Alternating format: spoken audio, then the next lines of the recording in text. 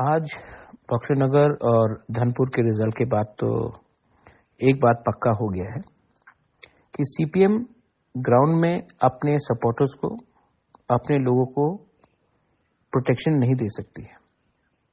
दूसरा बात क्लियर हो गया है कि जो हमारे ऊपर उंगली उठाया जाता था कि तीपरा मोथा ने वोट को डिवाइड करके बीजेपी को जिताया है, इस बार तो हमने कैंडिडेट नहीं दिया था, तब भी रिजल्ट क्या हुआ।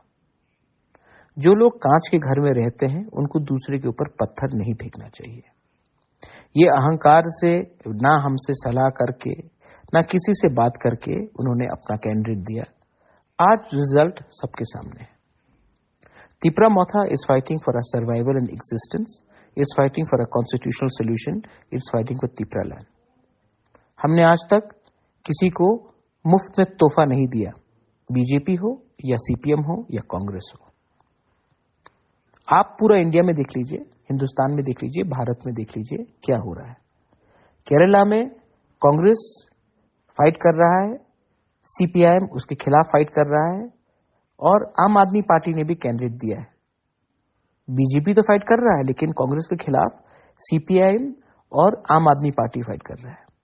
पश्चिम बंगाल में तृणमूल फाइट कर रहा है, बीजेपी फाइट कर रहा है और सीपीआईएम ने भी कैंडिडेट दे दिया। ये सब अपने आप को इंडिया अलायंस बोलते हैं।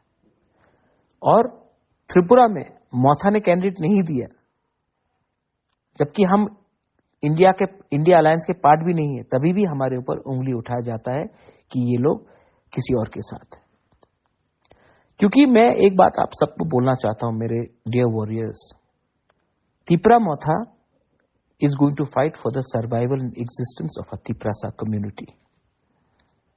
हम उन्हीं के साथ हैं जो हमारे साथ रहेंगे। हम किसी को मुफ्त में अपना सपोर्ट नहीं देंगे।